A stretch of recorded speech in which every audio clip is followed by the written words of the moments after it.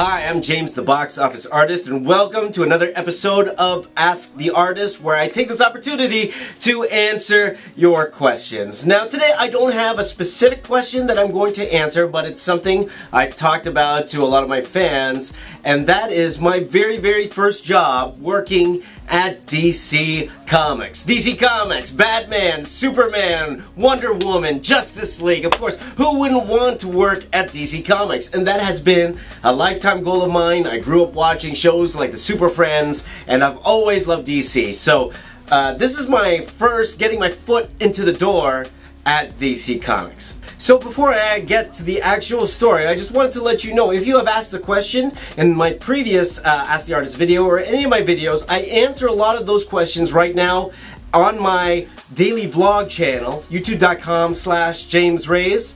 If you head over there, I should have a video up. It's either up right now or will be up in a few hours of me answering specific questions of yours, okay? But this particular Ask the Artist, I wanted to expand on like certain things people are asking me, okay? So if you go over there, I do like really short but concise answers on those, so please go over there and also check out my daily vlogs. It would mean a lot to me.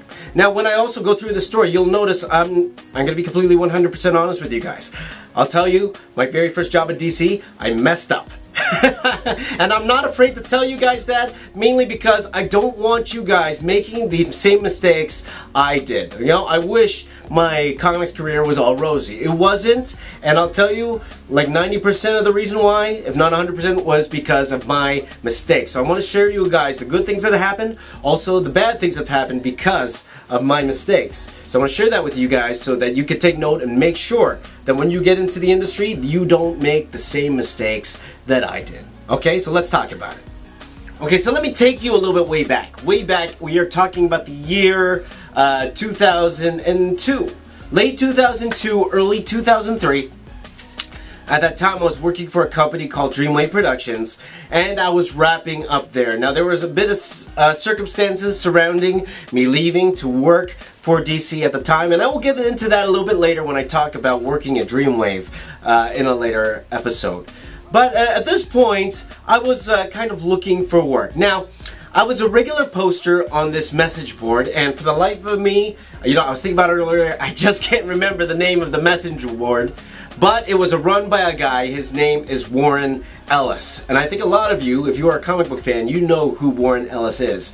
Very prolific writer. Now at this time, Warren Ellis, he was coming off of his run on The Authority.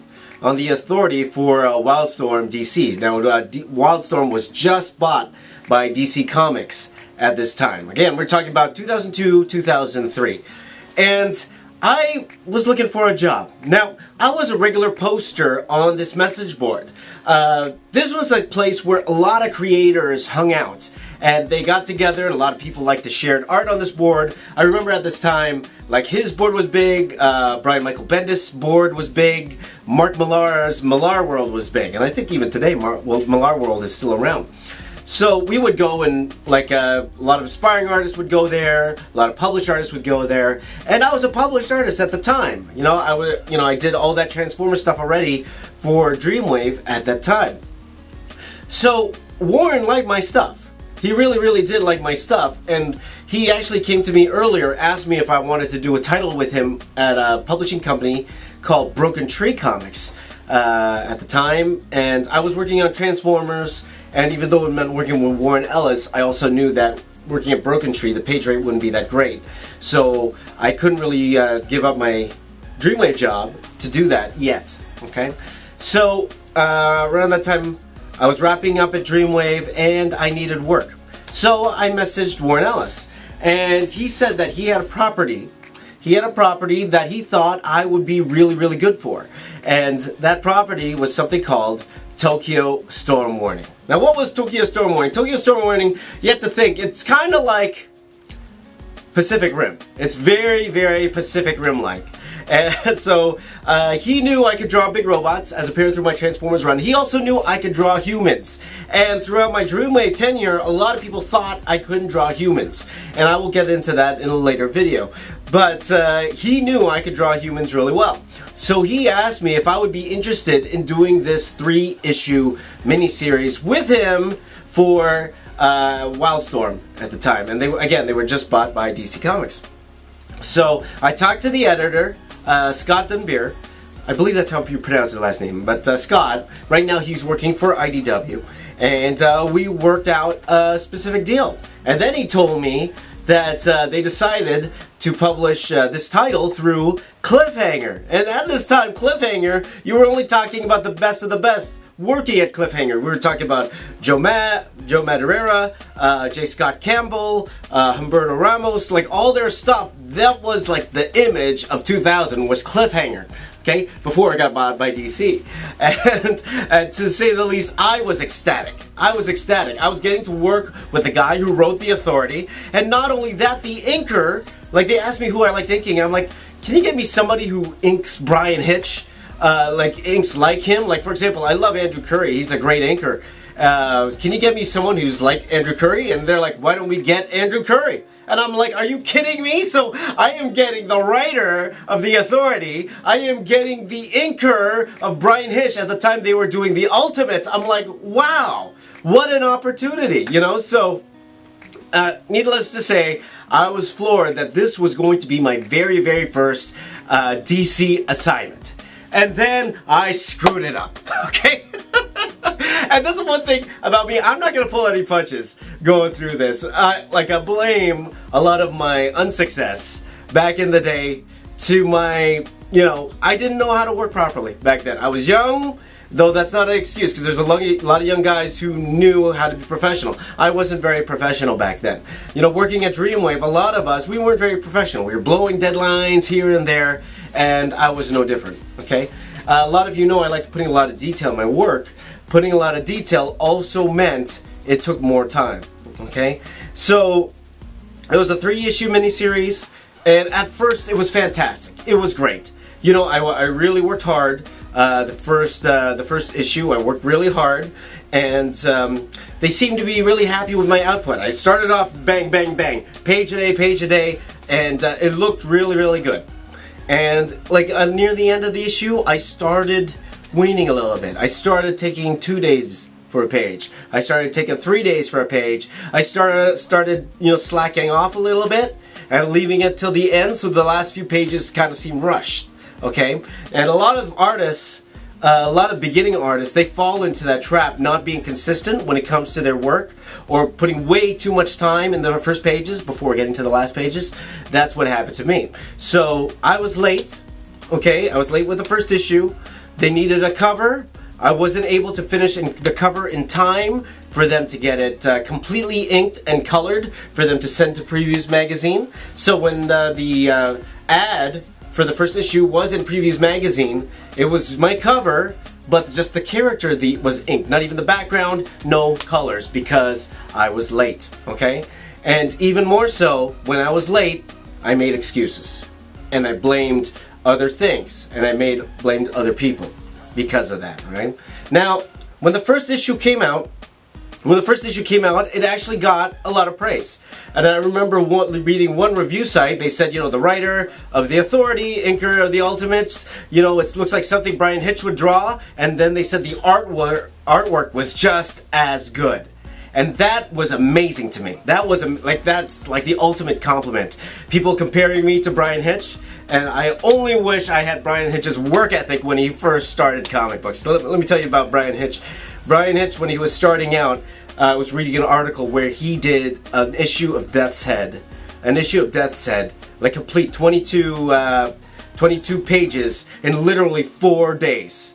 4 days. Did not sleep, almost died of exhaustion, but he finished in 4 days. So when he got later on, you know what? He earned it. He earned it because he got all those fans because of his grind. It's too bad I didn't have that work drive at the time. So sometimes when you realize you got that really big job, you don't really realize how big it is. You don't really realize how good you have it. until you realize you can't get it anymore afterwards. Like, for example, when I was working at Dreamwave, I didn't understand how popular I was because I had the #1 selling book in 2003 and I didn't capitalize on it. I had the biggest opportunity. I was working with Warren Ellis. They loved my artwork, compared me to Brian Hitch, and I didn't capitalize on that. How? I kept being even more late. I kept making more excuses to the editor. I was blaming other things when I should have been blaming myself. I was slow. I was not professional. And even in 2003, I was getting married. I was getting married to my lovely wife now. We've been married for 13 years, but I was about to get married, and I never told them. And they were like, "We need the pages by this day," and I'm like, "I'm kind of getting married. I might need another week off." And Scott, being a good guy he is, he understood I was getting married. He's like, "Okay, but we really need these pages by this day." And I did the best I could. What I did there is absolutely some things you guys should never do. When, especially you get your very first job at a company like DC, to mess it up the way I did, like I'm looking back on it now and I'm like, oh, so many things I should have done to, like, honestly, my whole comic career, so many things I should have done. So that's why I'm sharing this with you guys, because I don't want you to make the same mistakes I did, right? Now the 3-issue series, we finished it off, it came out, I thought it worked out great. I even hear that Warren is still trying to option that movies around, and Pacific Rim looks a lot like it. Not saying that they copied it, but it looks a lot like that series. But it was a great experience. Honestly, it was a great experience. It was a learning experience. I just wish I handled it better. Now, I did get to work again with DC later on. Okay, so that did not stop me. I was lucky. That did not stop me from getting a job later. But that did stop me from working with Warren Ellis ever again. And, it is what it is. So that's what happens. So what can we learn from this particular experience? The very first thing, if you get that first comic book job, especially in a place like DC, #1, don't lie. Okay? Don't lie. Don't make excuses. Okay? Don't lie. Don't make excuses. That will be your fast track to getting out of the business. Okay? If you are going to be late, you tell them as soon as humanly possible when you realize you're going to be late that you're going to be late. Okay? Like if the page is going to take longer than you expected, you tell them right away, hey, this is going to take me longer than expected, okay? If you realize you're not going to make your deadline, and it's a week away, you tell them right away, so maybe they have time to help you make that deadline. The worst thing you could possibly do is wait till the last day when all the pages are due and say, hey, you know what, I only did 2 pages. Right? That's the absolute worst thing you could do. Okay, not saying that I did that personally, but it was pretty close to that. Okay, so always be honest with your editors and writers, whoever that may be. Okay, rule number 2, be honest with yourself. Be honest with yourself and then follow through. Okay, I said I could have done a page a day, and at that time I really couldn't. I couldn't do a page a day. But I knew that's what was accepted, and then I almost killed myself doing so, right? Now I got a little bit better later on. I found out tricks so I could do a page a day later on. That's why I was able to get a job in Marvel and DC again later on. But at that time I wasn't ready. So I overpromised, underproduced.